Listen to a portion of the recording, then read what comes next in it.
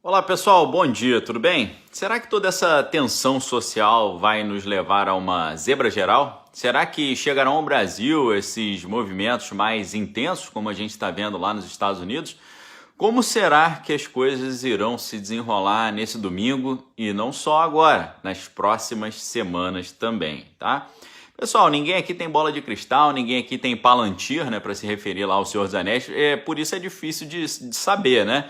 Mas, nesses últimos dias, o noticiário ele foi inundado ali por reflexões sobre o que o general Ramos quis dizer quando ele falou que não há risco no Brasil de uma ruptura institucional. Mas também ficou todo mundo se questionando sobre o detalhe, né, que ele disse que para que isso não aconteça, basta apenas que não estiquem a corda, né, nas palavras ali do general.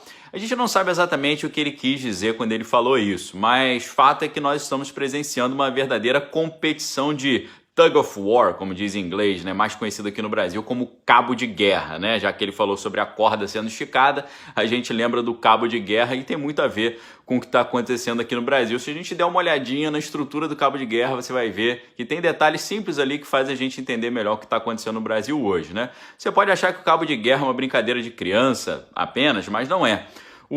Esse jogo ele tem origem em antigas cerimônias e cultos, né, que você pode encontrar em vários lugares mundo afora, como havia no Egito Antigo, na própria Índia, no Japão, no Havaí e aqui também na América do Sul.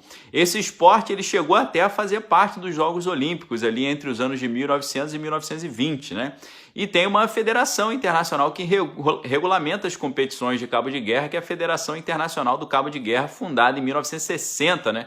Que organiza os campeonatos mundiais a cada 2 anos, né? E aí já tem uma primeira semelhança, né? Parece que no caso do cabo de guerra político também ele está acontecendo de 2 em 2 anos, né? A gente teve um grande cabo de guerra em 2018, parece que chegou outro agora em 2020.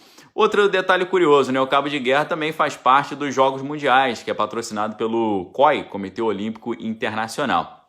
Já no nosso caso dos cabos de guerras políticos, né? Parece que eles são patrocinados não pelo COI, mas por grandes fundações internacionais, né? Obviamente, entre elas, muitos grupos de bilionários megalomaníacos globais. Agora, se você olha para as simples regras ali do cabo de guerra e compara com o cenário político nacional, você tem uma clara ideia do que está em jogo hoje, tá? No cabo de guerra, os dois times, eles iniciam a competição com a marca central do cabo, ou seja, eles colocam ali o ponto central do cabo, né? Ou seja, o centro, o centrão. Então agora eles estão marcando o centrão e falando do centrão vai definir o lado de quem vai ganhar esse cabo de guerra, né? E aí, pessoal, iniciada a disputa, cada equipe do cabo de guerra tem, obviamente, por objetivo puxar o grupo rival de modo a fazer com que eles cruzem a linha central, né, com a sua marca de 4 metros de cabo, 4 metros de cada lado. Então, a gente sabe que no cabo de guerra tem que ficar puxando e fazer com que o oponente cruze a linha, tá? Preste atenção nessa ideia de cruzar a linha. Tem outro detalhe na regra também, outra maneira de vencer a disputa é forçando o adversário a cometer uma falta, né? Ou como acontece quando o oponente escorrega, cai no chão e tal. Então, se o time do outro lado escorrega e cai no chão, eles perdem, tá? Ou seja, no final das contas, o objetivo é fazer com que o oponente cruze a linha. E quem cruzar a linha primeiro, perde. Ou quem der uma escorregada, né?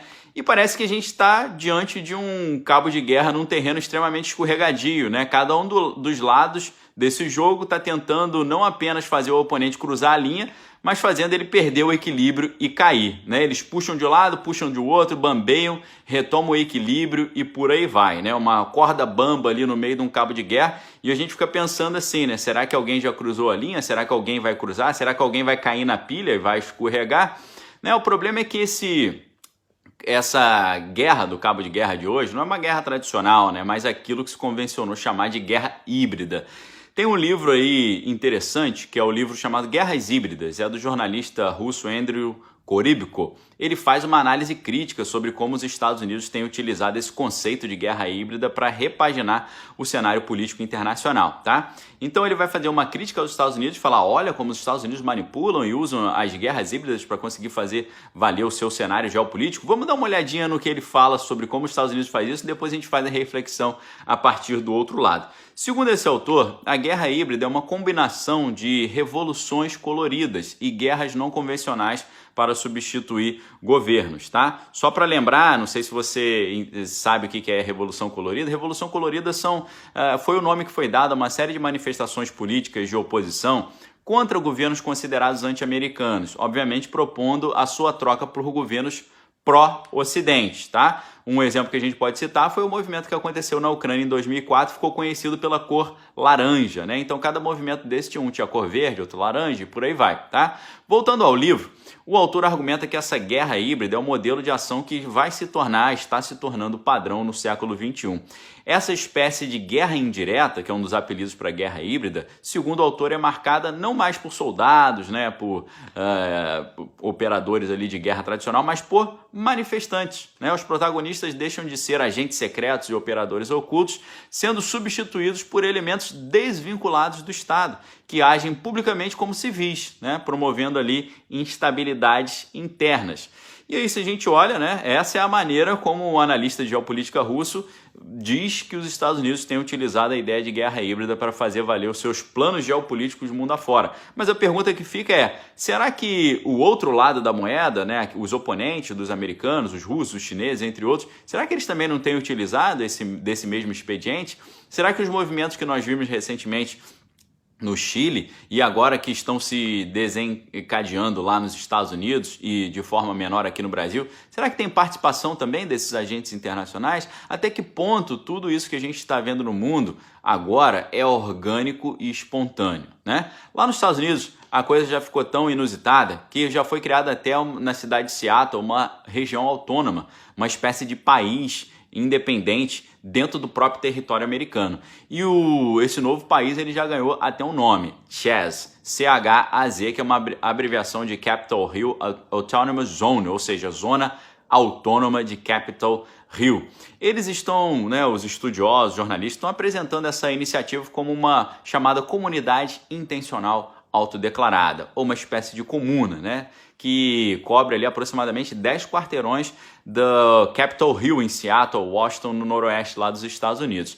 Essa zona ela foi criada no dia 8 de junho de 2020, após o prédio da Delegacia Leste ter sido abandonado pelo Departamento de Polícia de Seattle, tá? E só para pontuar aqui para vocês, né, essa ideia de comunidades intencionais está se tornando uma tendência desses movimentos políticos de hoje, né? Segundo a definição mais atual, as chamadas comunidades intencionais, como esse CHAZ seria um exemplo, compõem hoje uma espécie de prática libertária, né, considerada por alguns como uma forma de ativismo, tendo ali, obviamente, como objetivo criar espaços e comunidades autônomos, principalmente fora dos grandes centros urbanos, né? No caso ali de Seattle foi no grande centro urbano. Agora você imagina, né, se essa moda chega aqui também, uma vez que a gente é historicamente, como brasileiros, caracterizados desde os tempos remotos do Pacto Colonial por uma prática de importar sempre, não apenas objetos manufaturados, mas também importarmos tendências e comportamentos e imitarmos tudo que está sendo feito lá fora, né?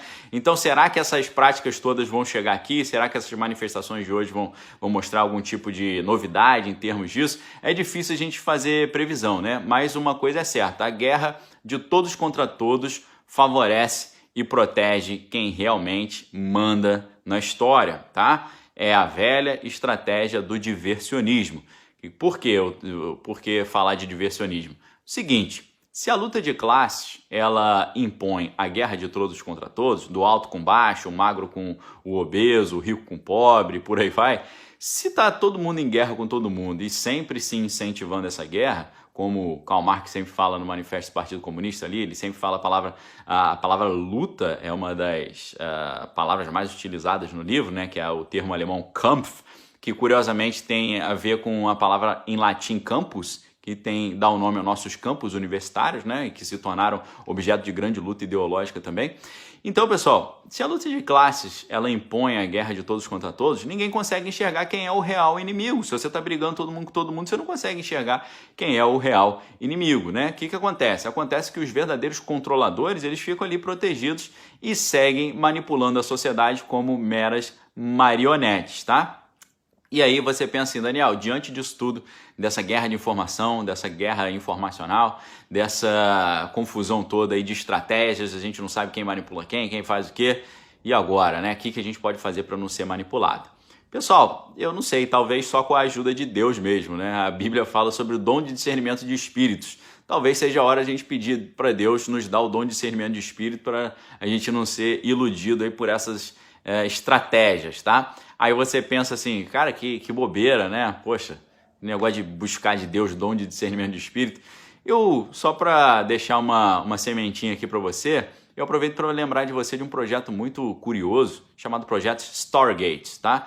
O Projeto Stargate foi o codinome dado em 1991 para uma unidade secreta do exército americano que foi criada em 1978 no Fort Meade, em Maryland, né, pela DIA, a Agência de Inteligência de Defesa, e também pelo SRI, que é o Stanford Research Institute, o Instituto de Pesquisa de Stanford, para investigar o potencial de fenômenos psíquicos em operações de inteligência, tanto doméstica quanto militares, né? O trabalho do Stargate Project envolvia principalmente a técnica da visão remota, o remote viewing, né? A suposta capacidade de ver psiquicamente eventos locais e informações a uma grande distância.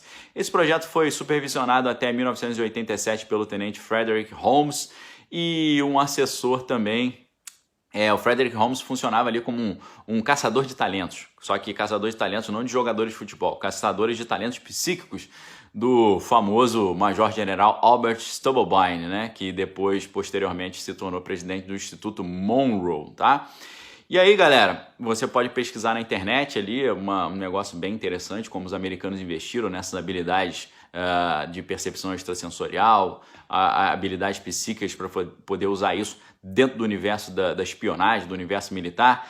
Você tem vários militares aí que saíram desses projetos aí, que hoje estão vivos e dão várias palestras, tem documentários sobre isso. Inclusive, vou deixar links aqui no primeiro comentário do vídeo com alguns links para você quiser estudar sobre esse assunto, que é um assunto instigante, interessante, tem informações bem curiosas. Você tem hoje em dia, por exemplo, só para citar, o Major Ed Dames e também o oficial Joseph McMoneagle, né, que trabalharam muito nesses projetos. Até o Uri Geller, aquele famoso mentalista, né, ilusionista, ele trabalhou lá com esse pessoal também, né? E aí, galera, como eu não tenho acesso a esse tipo de treinamento militar de alto nível, né, e na verdade eu também não quero ter, eu prefiro seguir os meus exercícios de oração e de leitura da Bíblia, tá? Porque eu não tenho dúvida nenhuma que o Deus Altíssimo pode livrar todo aquele que o buscar de ser iludido pelas astutas ciladas do inimigo, tá bom? Fica a dica aí para você. Deus abençoe vocês, Deus abençoe todos nós, Deus abençoe o Brasil, que o Senhor proteja todos nós, nos livre aí de toda maquinação maligna para tirar as liberdades individuais, a liberdade de expressão, a liberdade de opinião, livre iniciativa, livre associação, que todas essas medidas de cerceamento das liberdades sejam repreendidas aí em nome de Jesus. Eu desejo a você um excelente domingo, uma ótima semana. Se você quiser participar conosco do grupo exclusivo aqui dos membros do canal Daniel Lopes, a gente fala mais sobre tudo isso, sobre esse outro lado da história, né, sobre um raio-x da história, né, o que está nos bastidores, os grupos de poder que influenciaram, né, a condução do fio da história. Clica aqui embaixo, primeiro link na descrição, que é o link Seja Membro. Aí você vai se tornar membro aqui do canal, vai ter acesso a esses vídeos exclusivos que a gente solta todos os dias às 8 da noite. A galera tá gostando muito disso que a gente está vendo acontecendo no Brasil hoje. Eu já tinha falado para a galera toda, o pessoal já está bem vacinado aí para não ser iludido por essas maquinações todas. A gente fala sobre guerra por procuração, proxy war. Falamos muito sobre as famosas estratégias ali de operação psicológica, das manipulações e tal. Falamos sobre histórico do meio militar, bem legal. A galera tá gostando muito, tá sendo uma espécie de vacina contra enrolação, tá bom?